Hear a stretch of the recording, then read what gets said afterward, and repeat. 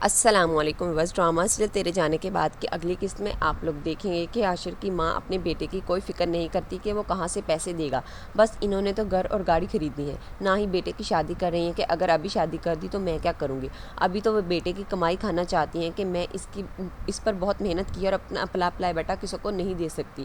عاشر کی بہن فرحین اپنی ماں سے بھی 2 ہاتھ آگے ہے، اپنے سسرال میں مصیبت ڈال کے رکھی ہے. اس کی ساس اس سے جو عورت ملنے آئی تھی، اس نے اس کی ساس کو برانڈ کا سوٹ گفٹ کیا تو یہ فرحین اس پر نظر رکھ کر بیٹھ جاتی ہے تو ان سے چھین کر لے جاتی ہے. ایاز سے بھی کہتی ہے کہ یہ میرا تحفہ ہے، لیکن ایاز اس سے وہ سوٹ واپس لا کر اپنی والدہ کو دے دیتا ہے. اس فرحین نے تو یہ سب کی زندگی عذاب بنا کے رکھی ہے، اسپیشلی اپنے شوہر کی. اس کو سکون بھی نہیں کرنے دیتی. فرحین ایک سوٹ والی بات پر غصہ کر کے اس گھر سے اپنا سامان پیک کر کے اور اس کا زیور اور پیسے بھی لے کر واپس چلی جاتی ہے اور گھر جا کر جھوٹ بولتی ہے کہ مجھے میری ساس نے دھکے مار کر گھر سے نکال دیا اور وہ ایاز وہاں کھڑا بت بنا دیکھتا رہا.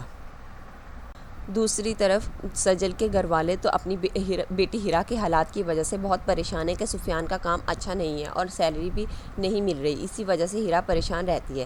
وہ لوگ یہی سوچتے ہیں کہ ہم اپنی بیٹی سجل کے لیے اچھے بڑے گھر کا رشتہ تلاش کریں گے جہاں ہماری بیٹی کو پیسوں کے لیے ترسنا نہ پڑے. یہی بات سجل کو بھی کافی پریشان کرتی ہے کہ وہ عمیر کو فون کر کے بتا دیتی ہے کہ اگر سفیان بھائی کا کام اچھا نہ ہوا تو ہمارا رشتہ کبھی نہیں ہوگا. عمیر بھی کہہ دیتا ہے کہ تم خود ہی تو کہتی ہو کہ برے حالات میں اچھے وقت کا انتظار کرنا چاہیے. سجل تو انتظار کر لے، لیکن اس کے گھر والے تو ایسا نہیں کریں گے. وہ تو اپنی بیٹی کے لیے کوئی سیٹلڈ لڑکا ہی ڈھونڈیں گے. اس لیے اب عمیر اور سجل کا رشتہ تو کبھی نہیں ہوگا. ادھر فرحین جو اپنا گھر چھوڑ کر آ گئی ہے تو اپنے بھائی کو بھی جھوٹ ہی بتاتی ہے کہ میرے ساتھ غلط ہوتا ہے، خود کو معصوم ظاہر کرتی ہے. تو عشر بھی کہہ دے گا کہ فری کا بھائی ابھی زندہ ہے اور اس ایاز کو تو میں وہاں آ کر بتاتا ہوں. فرحین کی والدہ جو اپنی بیٹی کو اچھی طرح جانتی ہیں وہ اس سے پوچھ لیں گی کہ میں عشر نہیں ہوں، اس لیے سچ سچ بتاؤ کہ کیا گل کھلا کر آئی ہو وہاں. تو وہ کچھ نہیں بتائے گا، یہی کہے گی کہ مجھے انہوں نے گھر سے دھکے مار کر نکال دیا ہے. ویسے ہو سکتا ہے طلاق لے کر ہی آ گئی ہو یہ فرحین. اس کی بہن اور والدہ اس کا بیگ چیک کریں گی تو اس میں کافی زیورات اور پیسے ملیں گے. جب اس سے اس کی والدہ پوچھیں گی تو وہ صاف کہہ دیتی ہے کہ آپ لوگ چھوٹی چھوٹی بات کا کتنا بڑا ڈرامہ بناتے ہیں، آپ لوگ ڈراموں میں ہی کام کیوں نہیں کرنا شروع کر دیتے.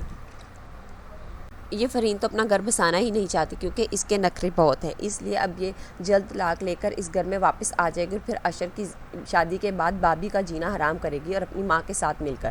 تو ویورز، آپ کو کیا لگتا ہے کہ عشر اس بار آ کر شادی کر لے گا یا اس کی والدہ پھر کوئی رکاوٹ ڈال دیں گی؟ اپنی رائے کا اظہار کمنٹ سیکشن میں ضرور کیجیے. ملتے ہیں اگلی ویڈیو میں، تب تک کے لیے اللہ حافظ.